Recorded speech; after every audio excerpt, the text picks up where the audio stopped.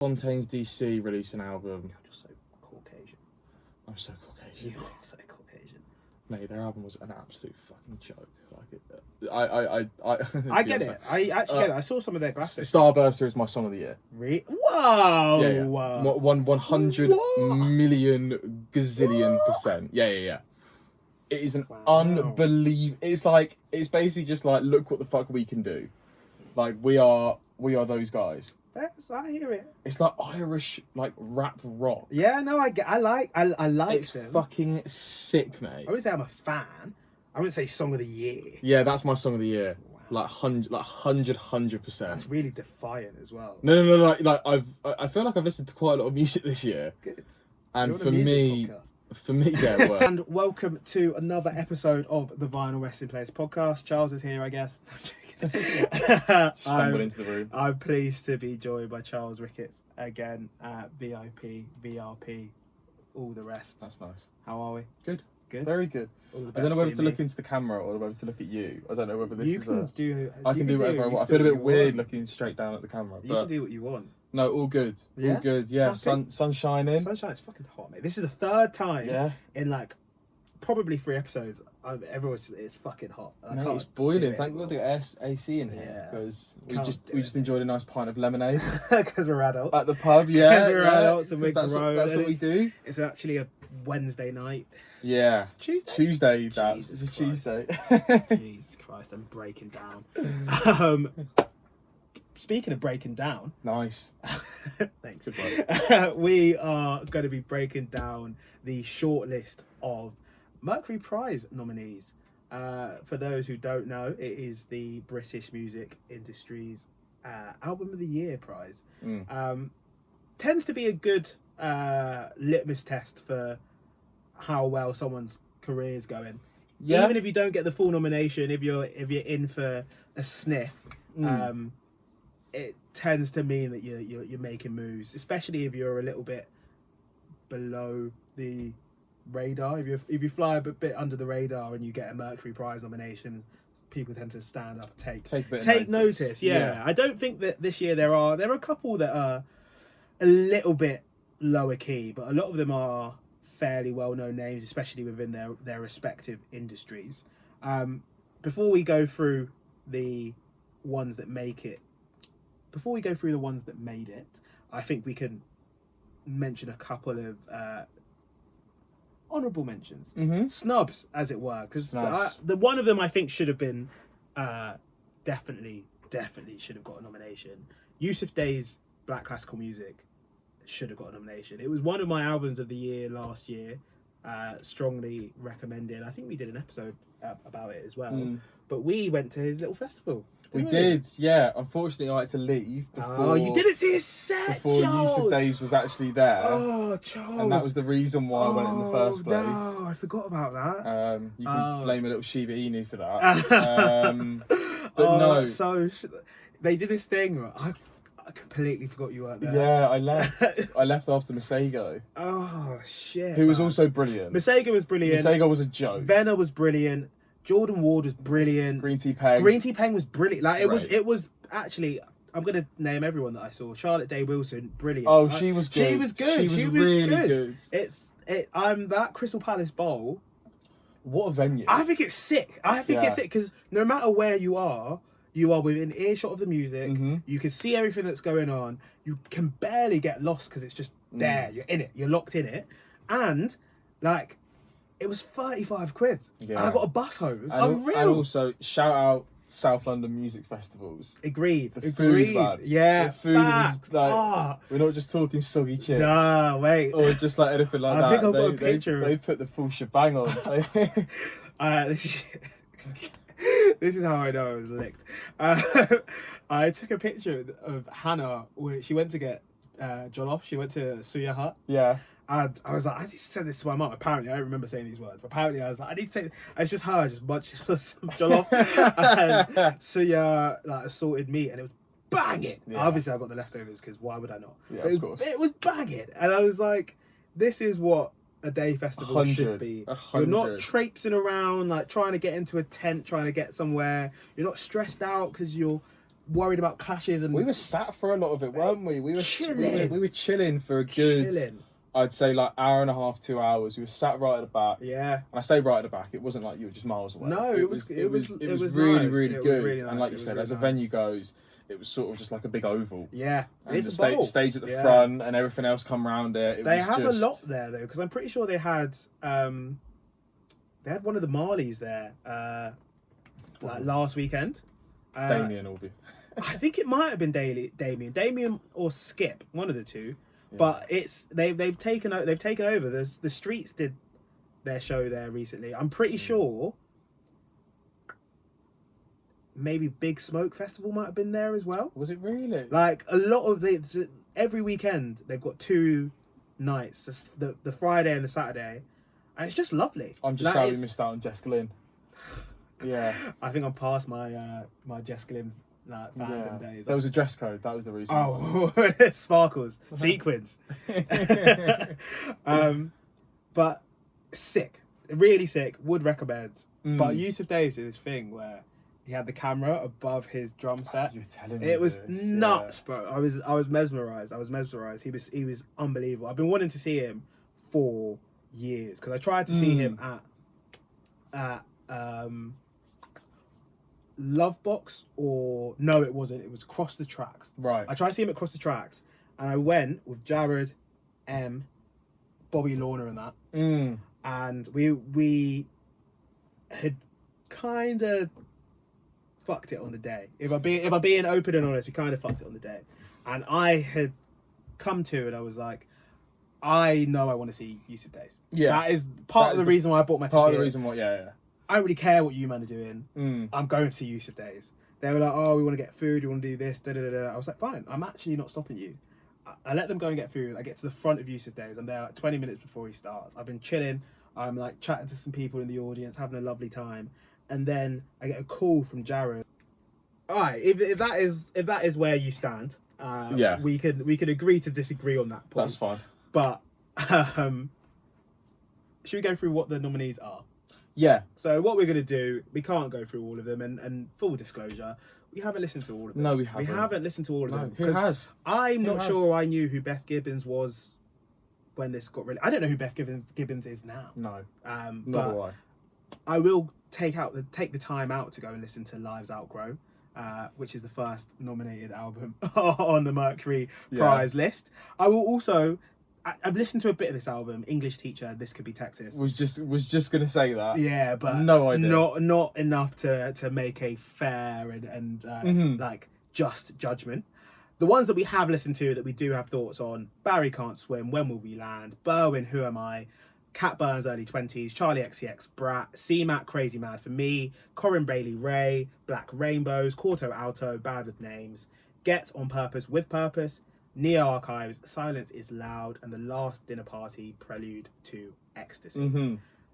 It's a great list of albums. And I think what I always like about the Mercury Prize is that there's never you don't sit in a box with it. No. I think that obviously you're championing British music. There's a lot that does come out of this little island. I agree. I'm an Anglophobe. What's the word? Anglophile. Is that really? Yeah, I'm a lover of the British. Wow. Yeah. Interesting. Yeah, hey, don't fuck with my words, man. Okay, that's fine. I'm here for it. Etymology, I'm all about it. I just think they do it really well. I think it is a genuine showcase of some of the best albums that have come out over the year. I think they rarely miss in terms of, we talk about snubs and people that they miss out on the list. I think in spite of what we say, there's always a reason as to why someone hasn't been nominated. And like touch on your point earlier, you look at some of the albums that have won it over the years. Yeah. It's a if you pardon, it's a prelude to them sort of having. Boo! Yeah. Thank you. This will be your last episode. Yeah, that's fine. The last dinner party. Thank you. Thanks. No, I just think it really is a good showcase of what comes out, and especially over the last year, there's been such an array of music on this list that we can obviously just chat through, and we've got our picks from it, haven't we? Where do you want to start? What jumps out to you of that list in terms of things that you like, things that you actually have taken in about the album? I think there's two of my three.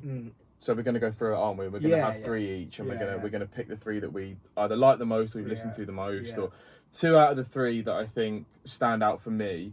And that's obviously the Charlie XCX album, and then the Corto.alto album as well. So I'll start with the Corto.alto album. I love one of those. I won't. That's fine. You're so not a brat. I'm actually so fucking brat. You're not brat. I am. You're not brat. You don't get it. You don't get it. I get it. No. I get it. But the music just isn't. If you're brat 7 days a week, then it doesn't make you.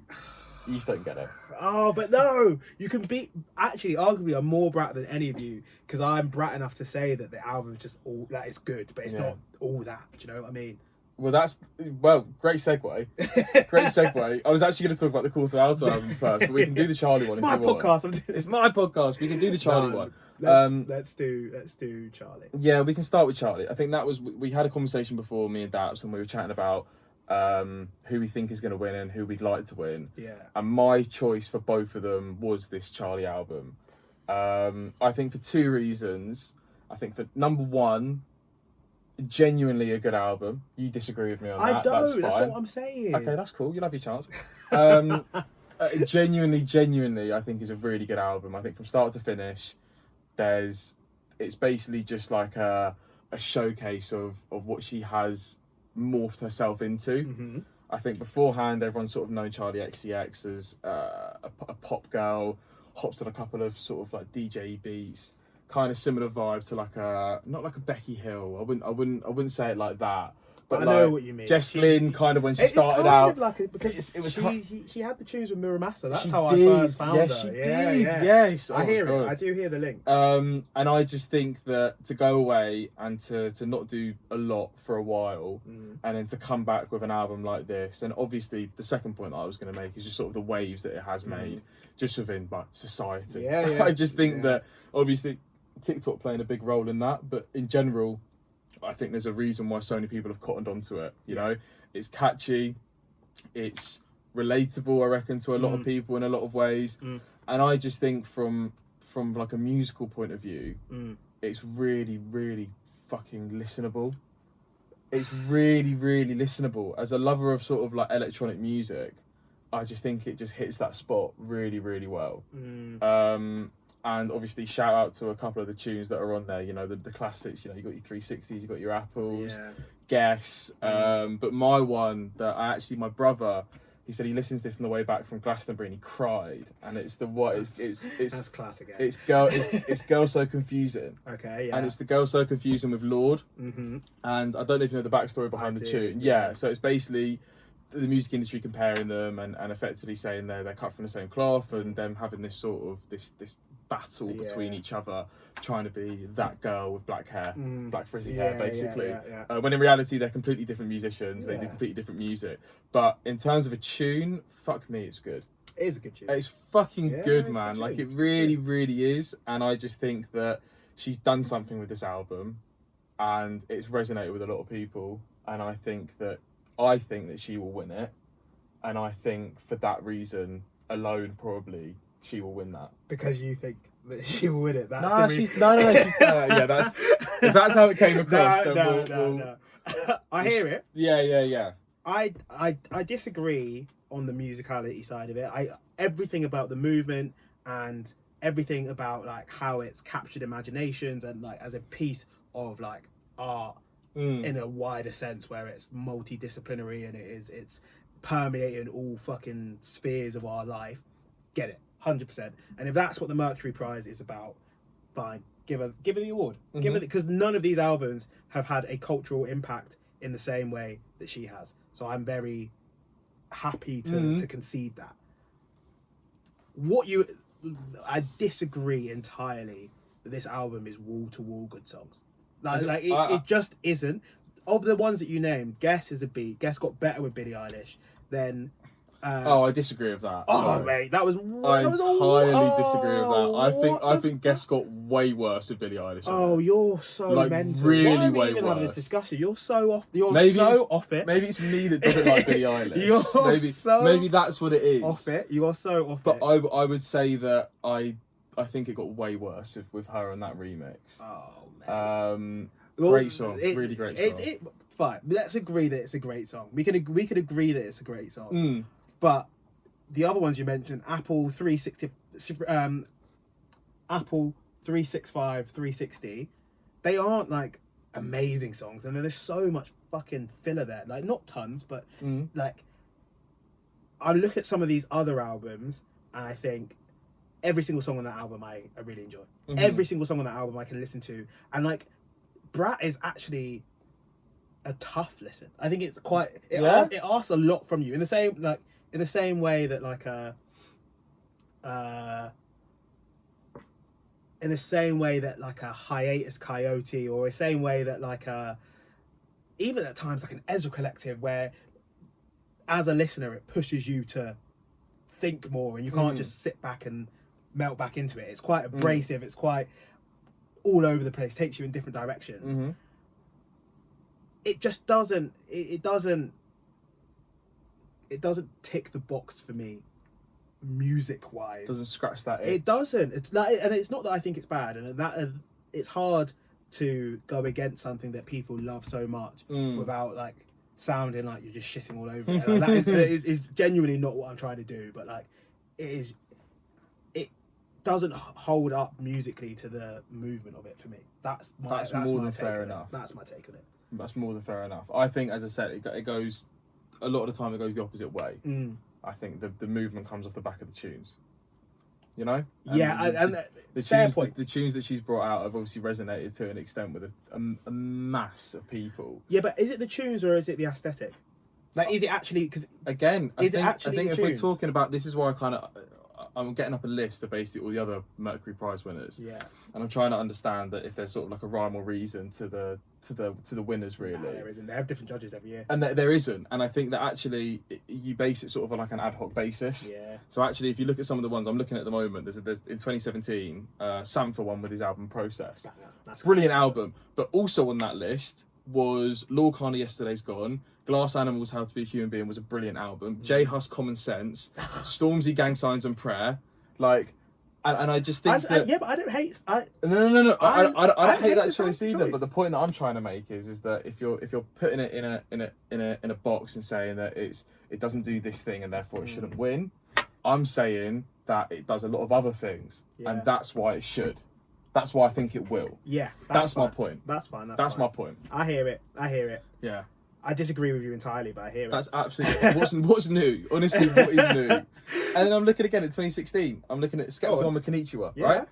And you've got other albums on there, like the David Bowie Black Star. What an album that was! Unbelievable. Kano Made in the Manor, Michael Kiwanuka Love and Hate. Like, great albums. But then I agree with that. But then you look at the winner, and you can't help but say, fair enough. But that wasn't that good of an album. Yeah, that's what I'm saying. Konnichiwa was not very good. Is Konnichiwa Sonda How It Feels and Sunsleeper? Yeah. So they were released as a little 3-piece. They were. And like they a all little LP, weren't they? Yeah. And then they all feed into each other. Yeah. So like the last beat of Sonda flows straight into How It Feels, and the last beat of How It Feels flows straight into Sunsleeper. But then there's also his individual songs. They're ridiculous. Unreal. And which DJ sells at House of Apollo?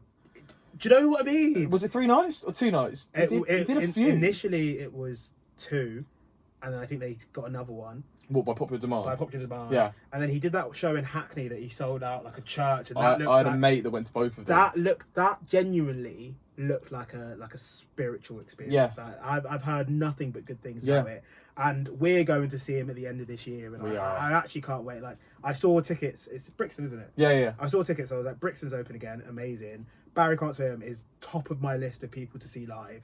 I just bought 4 tickets without asking if anyone was free. Yeah. And now we're going. And now we're going. I just think this for me is a no skip album. A classic no skip album. What we were talking about, transferable with Corto.alto. I listen to this album in the gym. I listen to it when I'm going to like the shops. I'm listen to it when I'm getting ready for bed. I listen to it when I'm going to priest. It is as close to a 10 out of 10 album, in my opinion. And he doesn't miss it. And he doesn't It's 11 tracks. You could put on 1 for 11 and you'll be just as happy as. So happy, put any so other ones on. happy, Yeah, so yeah. happy, and I just think he really, really deserves the accolade and the opportunity to win it. And we talk about cutting through that noise, you know, of DJs and people that we used to listen to when we were younger. When we were at uni, the big DJs that were coming through, you know, you got your Mall Grabs, your Dennis Salters, your DJ Borins, your DJ Seinfelds.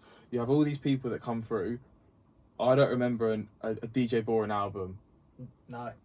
I don't remember a DJ Seinfeld album At all. I don't remember a DJ that has done what he's done. No. Like you said, you still talk about Hooney album. Do you know what I mean? Yeah. CC Disco. Do you know what I mean? And we love these. And we love these DJs, but we go and watch them and the way that they mix tunes. Yeah. With Barry, you're going to go to his shows and he creates the songs. He makes them and they're brilliant. You know, you've got like Fatboy Slim, and you've got Chemical Brothers, and you've got all these big names of people that you can name their songs, because that's what DJ music used to be.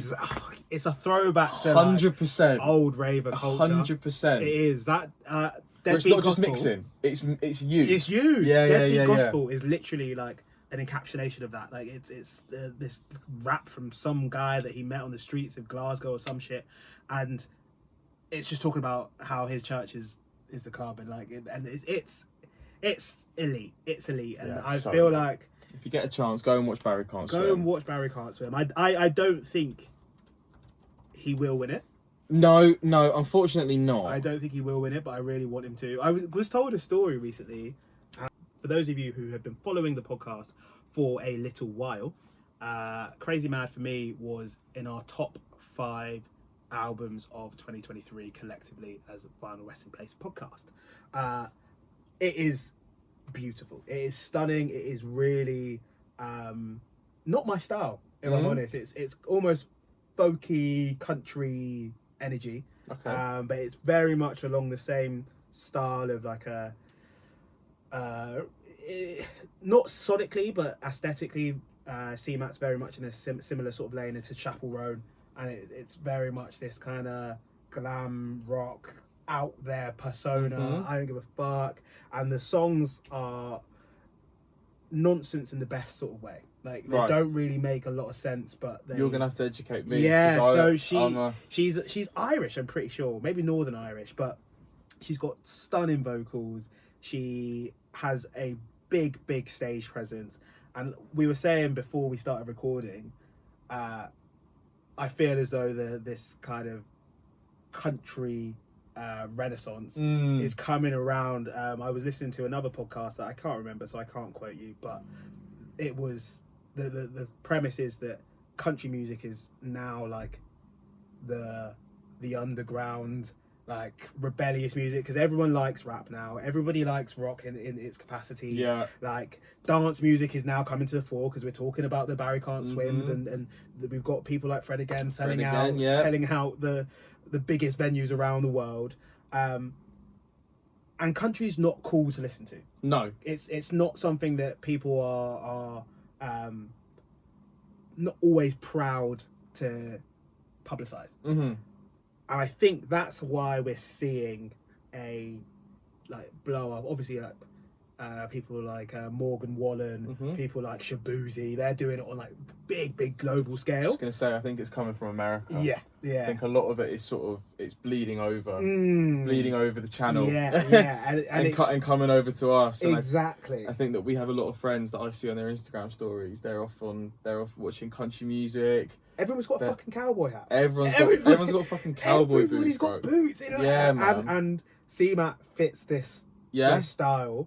And not only does she fit it, the music is quality. Yeah, the music is really, really good quality, and I think she is, in terms of like critical acclaim. This is her second album, and it got that. So it came out like end of last year, and it had that big, whoa, where has CMAT been all my life sort of thing. And I think that's the sort of artist that wins Mercury Prize. Looking at the list of ones before, Ezra Collective, was that last year?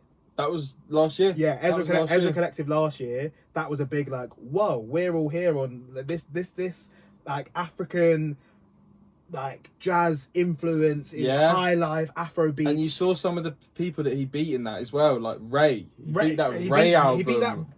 They. They beat that Ray album, which was literally like one of my top album of the year. Like, it beat the Lil Kana, it beat Messi, it beat huge Jay Huss coming back. Exactly. Jesse Ware. That album was unbelievable, man. Like, and it's the Freddie Ghetts album. The Freddie Ghetts album. This is my point. And I think the same goes for Little Sims before that. Like, sometimes I might be introvert.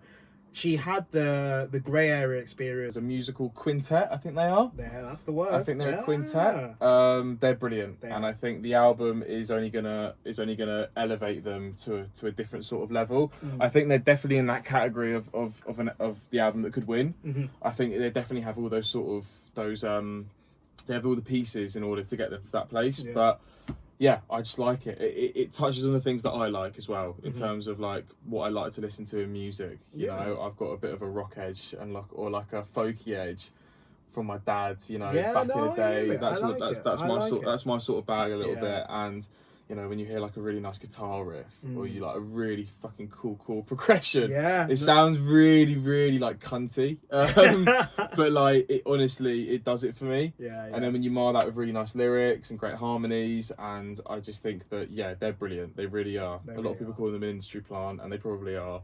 But who cares? They make great music. Who cares? They make great music. They make great music. And I think they're really, really good. And we're talking about the resurgence of bands, and I was saying that bands are now they've gone out of fashion a little bit.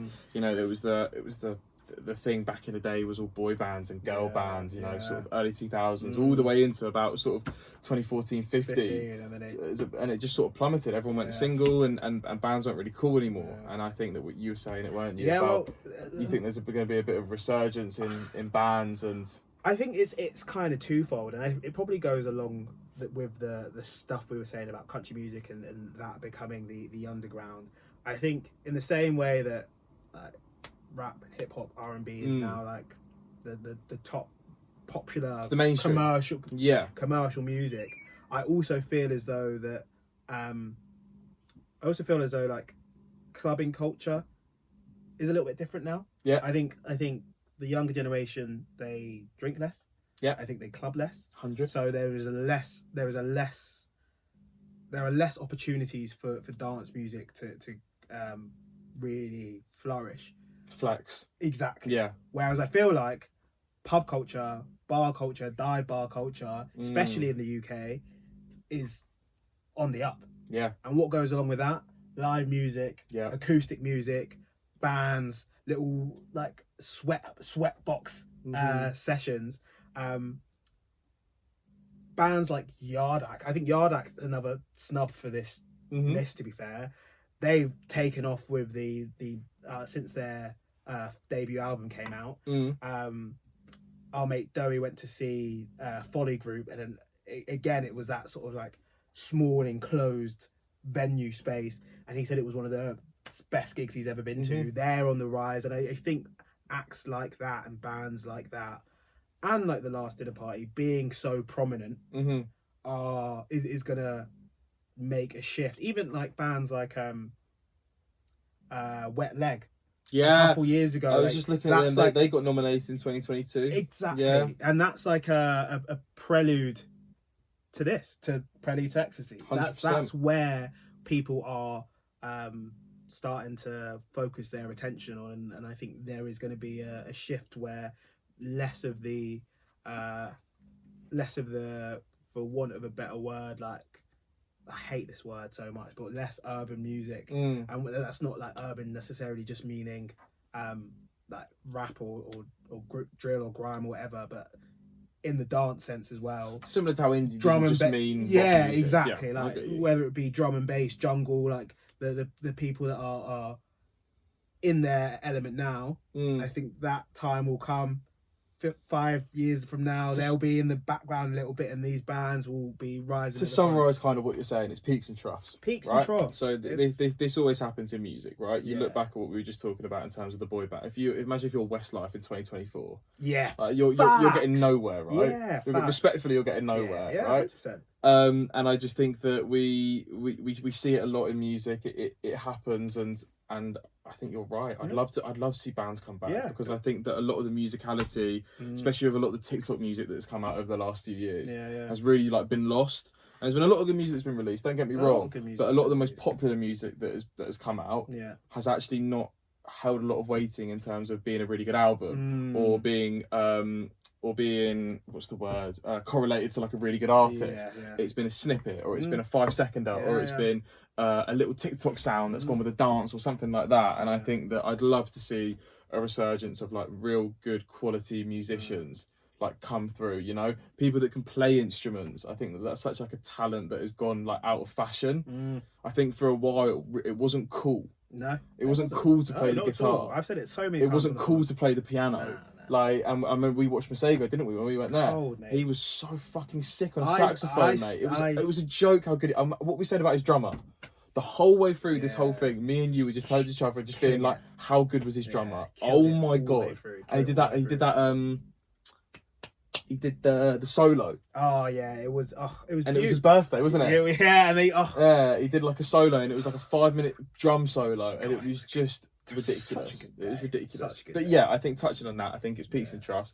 I think that it goes in waves, and I think that it will be nice to see, you know, bands get a little bit more of the recognition, you know, with, I guess, hopefully like a younger crowd, you know, that would be nice. I think that's the way forward. I think that is where the shift will be, and I think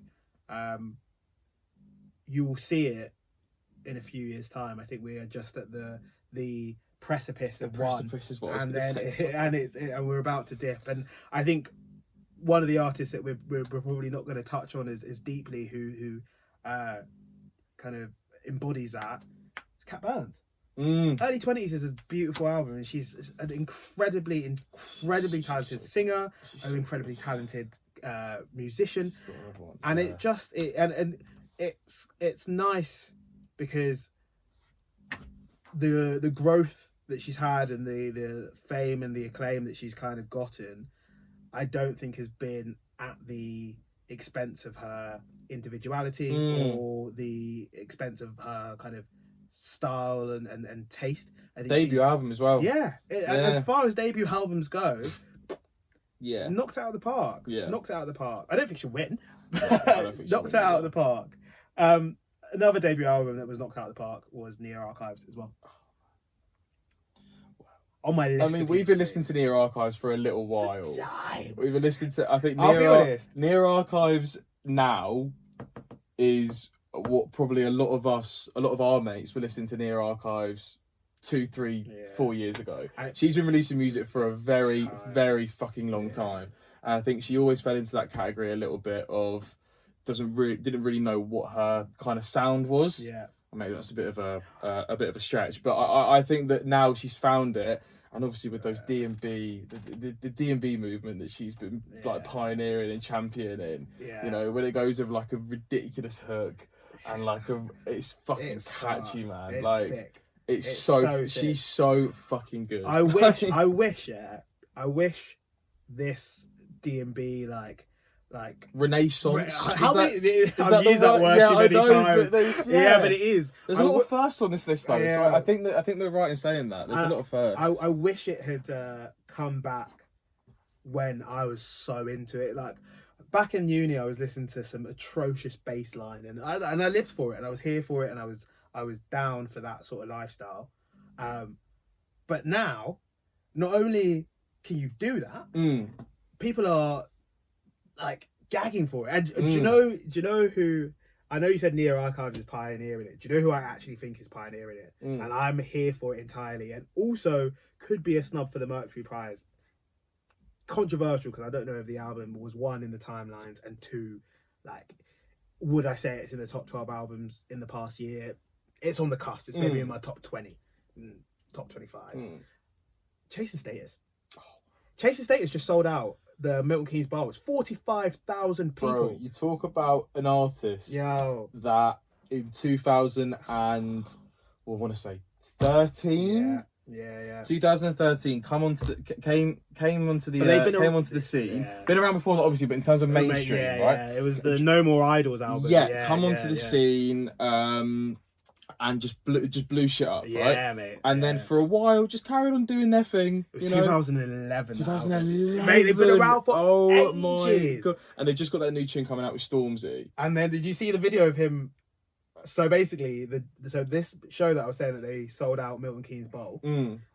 He had a wedding, and he was the best man at that wedding on the day. So he played a show in Budapest. Seen this, yeah. Flew from Budapest to the wedding, Yeah. did the speech, got on a helicopter or a private jet from the wedding to the show, still in his full suit. Yeah, comes on to do Backbone, full suit. You ain't got no Backbone, killed it. Flies back to the wedding. Wild. Sick, mate. What a life. What a life. What a life. Shout out Stormzy. Shout out Chasing Status, because I fucking love Chasing Status. Mate, no more idols is genuinely.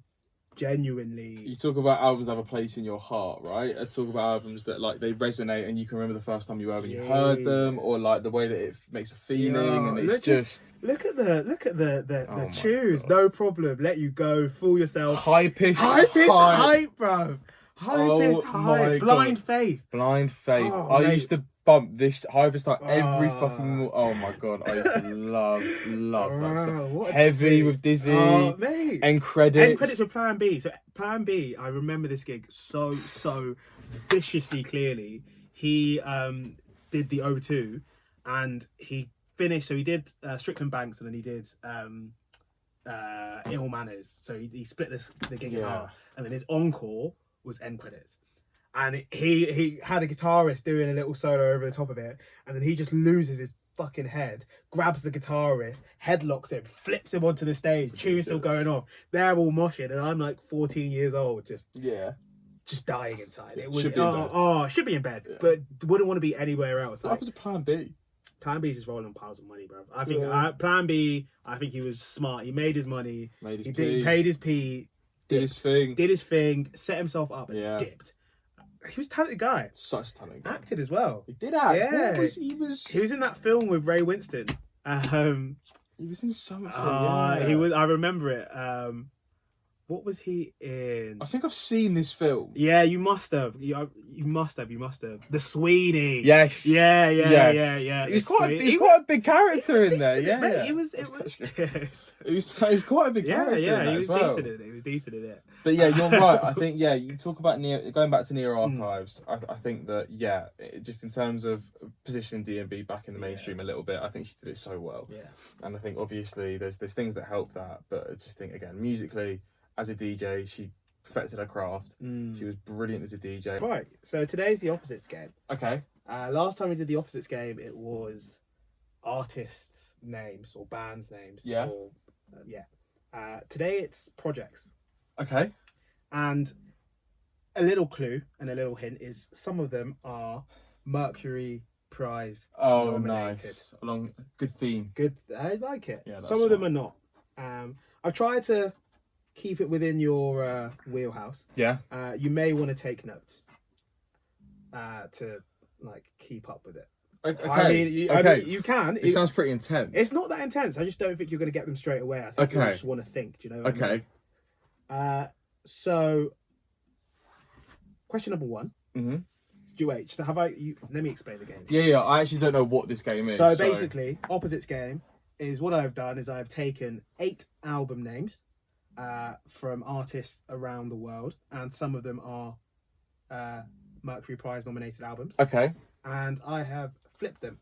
So I will give you the opposite version. Right. And you will tell me what the original album So it would be like if I said best football club in London, and then you would say Chelsea. Kind of. Yeah. But more if I were to say the example I used in the last episode, if I were to say that was nasty. No. Also, Chelsea isn't the opposite of Arsenal. Chelsea is the opposite of Fulham. Ooh. What's the opposite of Arsenal? Well, Spurs. Thank you. I'm just talking about the biggest club in London. That's if I were to, the example I used in the last one is if I were to say King for an artist, the answer would be Queen. There we go.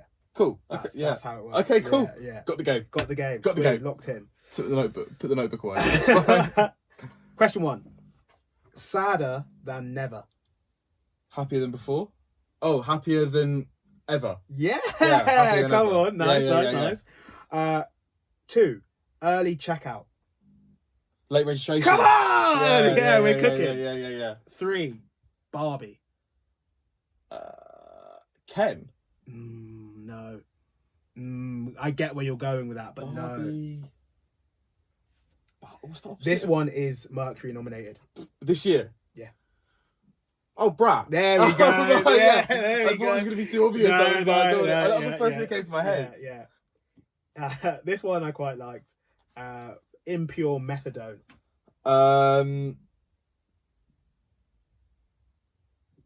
Like pure ecstasy? You're so close. Impure methadone. You've got the first word. Pure. By Lord. Pure. No, you're gonna have to give it to me, but it's gonna annoy me. Pure heroin. Pure heroin. yeah. Sorry. Yeah. Noise is quiet.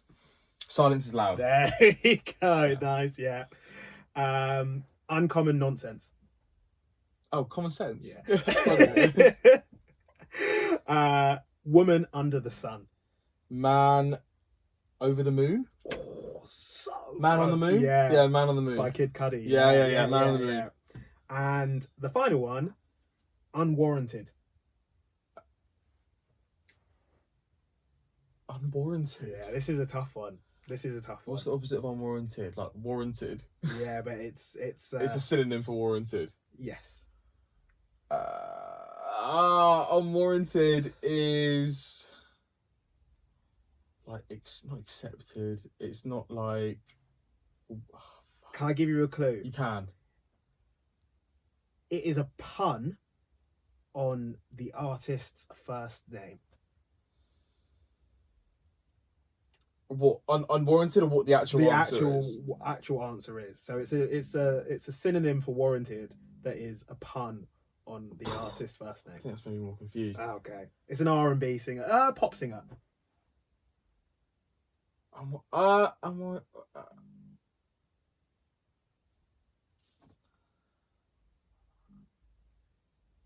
don't know why I feel like it's Akon, but No, like it's not. Nah, you're way off. No. You're way off. Justified. Unwarranted. I think that was the word that I was trying to. Justified. If I hadn't been in the office today, I know. I would have long got. day. Yeah. It's about 8 o'clock right now. He's been working. I've been on the go for a while, so that was fun. I like that. I like this. It's good fun. Was alright. Yeah, 6 out of 8. You'll take that. I'll take that every day of the week. Today was fun. I enjoyed it. It was a good episode. Thank you for coming on again. Pleasure as always. As thank always, you so much. thank you for listening at home. We will be back same time, same place with another episode of Vinyl Resting Place. Catch you in a bit. Peace. Peace.